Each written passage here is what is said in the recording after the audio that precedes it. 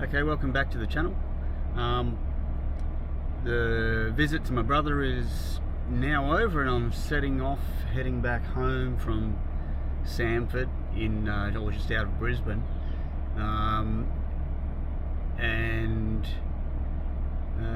It's going to be probably a quicker journey this time. I can't necessarily go looking for dirt because I've got a lot of delicate things and tools and whatnot that my brother has donated to me. He has wound up his business teaching woodwork and is moving to Japan in the coming weeks. So I'm going to hit the road now. I don't plan on driving straight home. That's for me boring as heck. So I'm going to from here go back up over Mount Glorious, which is a really twisty, windy road, and head out to a place called Esk, northwest of Brisbane. I don't think I've been there before, so I thought, well, I'll go there and then track south from there. I'll probably end up at Inverell or somewhere nearby again today. But yeah, that's my plan. So the van is fully loaded with delicate stuff. So I'm lucky I've brought my tent with me as well. So I'll probably be sleeping out of the van tonight, just tenting it. So fingers crossed for great weather. Although I've slept in some pretty bad conditions with the army and whatnot, so I'm not against that either. But anyway, we'll see how we go. All right. See you soon. I just got to show you a bit of this Mount Glorious road. It's absolutely glorious. So it's a real motorcycle mecca. Motorcycle enthusiasts. There's one, another one, and it's just, I don't know, 10, maybe 12 k's of twisty roads, climbing Mount Glorious and then down the other side. And if you continue on, you can go across to Mount Nebo, all sort of rainforesty stuff, and at the top is Mount Glorious Cafe, which I drove past before. There would have been about 30 motorcycles parked there. It's currently 8:30 in the morning, and 8:47, and they're all up there, I suppose, having a morning coffee and just a day out on Mount Glorious and Mount Nebo. It's something pretty special. I've just got the van in third gear and just cruising. And when they come up behind me, just giving them enough room to get past and keep going. Because I know what it's like. I love riding roads like this on my own motorbike. And you want to be able to enjoy it, not get stuck behind a block of flats doing 30 k's an hour. Anyway, just check that out. And it just goes and goes and goes. From a time and place as far away on a sea of these epiphanies on the moors of us, on the back so low where the shadows fell all by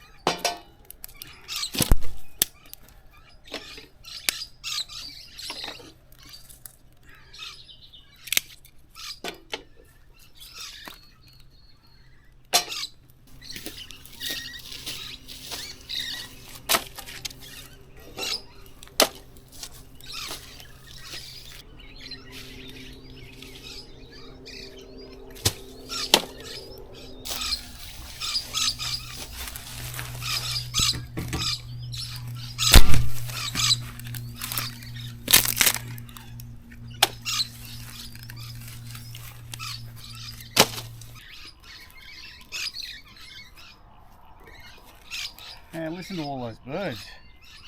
Amazing.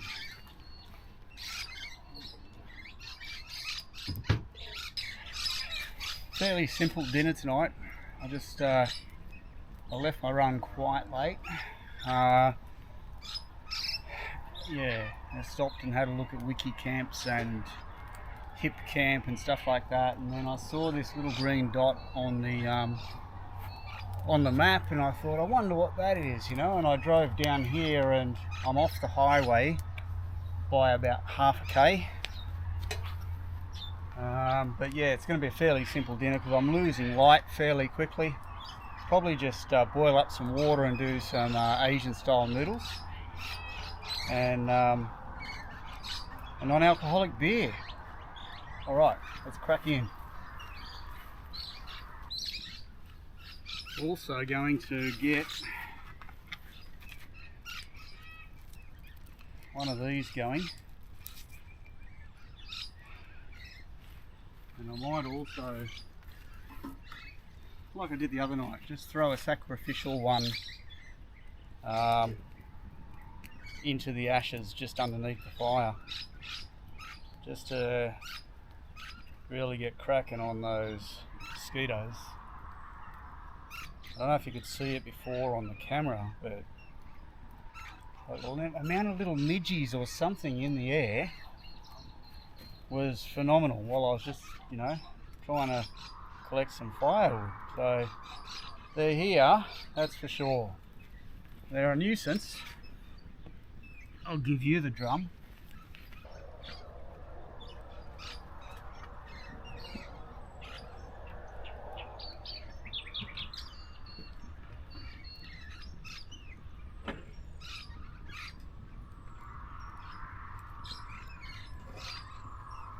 Well, the reason I'm not sleeping in the van tonight is that everything my brother gave to me is kind of in there, and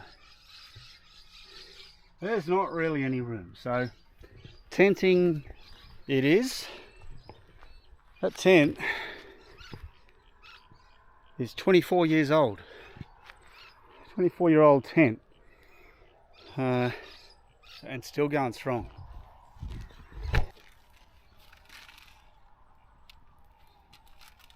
Some ramen noodles. Ramen noodles for dinner tonight.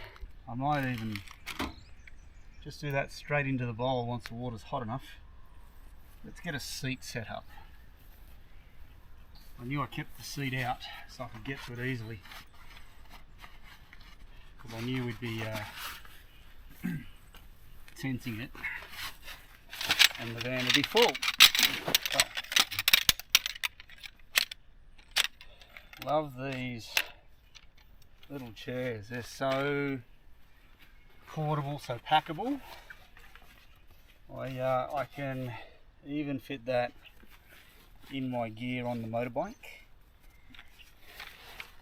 so that I don't have to slum it, sit in the dirt. Did enough of that in the army. There's my chair. I'll just throw some more stuff on that fire. She's looking a bit grim.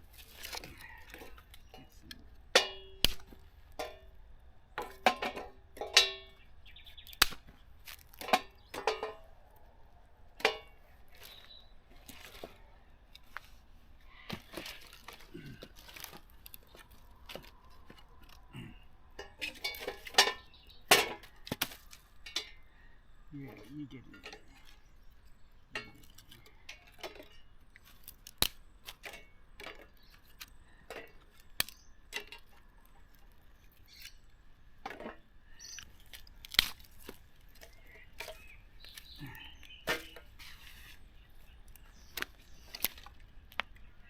Now, let's see what happens. It's starting to look a bit better. Sunrise behind the mountains there. Excuse me, sunset. There's a stream just behind me. I haven't had a look at that yet. And then up in the distance is the New England Highway. You just saw the top of a truck or a ute going past. and this is us for the night. Well, it didn't take long at all, and that water is boiling.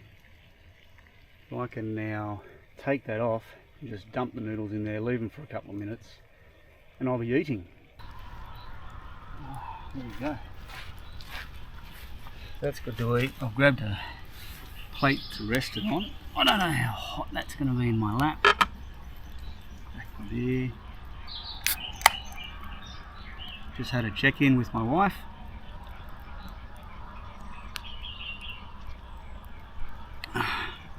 Lisa, via text message. So I'm assuming I'll get a reply anytime soon.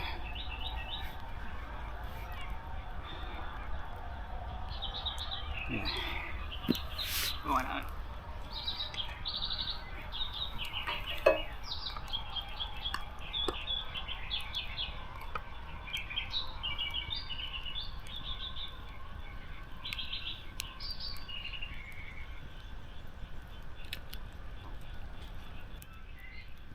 Yeah, the old 2-minute noodles have come a long way since the dark old days of either chicken or beef. I think there was even a prawn flavour. But like, I've got this ramen flavour. I've got a spicy nasi goreng flavour in there as well, and a third one. I can't remember what that is, but again, beef pho, so Vietnamese beef pho, as a 2-minute noodle kind of setup. So they're an easy, they're an easy fix when you haven't got time to cook or the energy or whatever. You just literally boil up some water and go, and they do the trick. Near the cockatoos in the background. This place is awesome.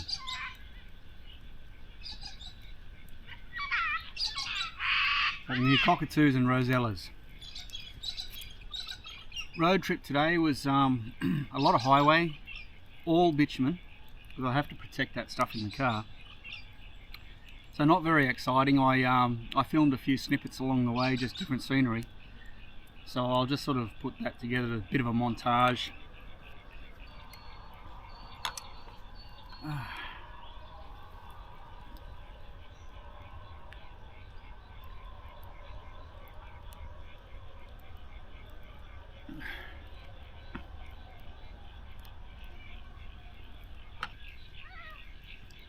Just tipped into daylight savings in New South Wales here in Australia last night. Overnight, so it's now 7:15, 7:16. There's Lisa. Whereas yesterday this amount of daylight would have been 6:15. So it shows you the difference just that extra hour makes in terms of usable daytime.